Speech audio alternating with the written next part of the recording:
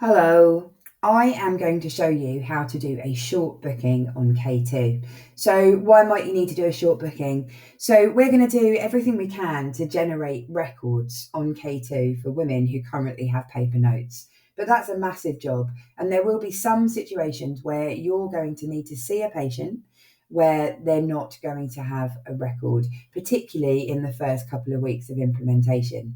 So how do you manage that? So you'll notice we're currently in Athena, and what we're going to ask you to do is go to Teams, and then in your Teams, you're going to scroll down and you're going to choose the All Women tab here. And then up here, you're going to have the option for a new short booking. So you're going to search for your patient, name, hospital number. I'm going to pull the full list of patients because I'm playing in the test database. And I'm going to choose a patient. And it's going to run me through the minimum screens that I need in order to get this patient on the system.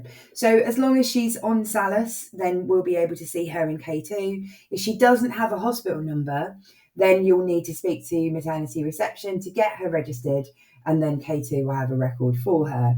So you can just enter the minimum data set you need here. So this is her booking appointment.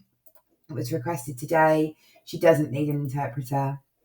She has not been previously seen in this pregnancy, and we are going to be her intrapartum lead provider. She's planning to have her baby at Derriford, at the obstetric unit. And she's previously had a different delivery place recorded on the system. So for that situation, we could just say not known. So her LMP is 13th of April, 2023. And we've agreed her EDD with her, and she's 28 weeks. And she can, for this purpose, just be listed as other. And then in here, you're going to say new record created. You hit next. So this is the really important part. You're going to look at her notes and decide whether she's midwifery-led care or consultant-led care. And you're going to record details of what team she's in, who her midwife is, if she has a consultant who's currently looking after her. And then we're going to move through to the next screen.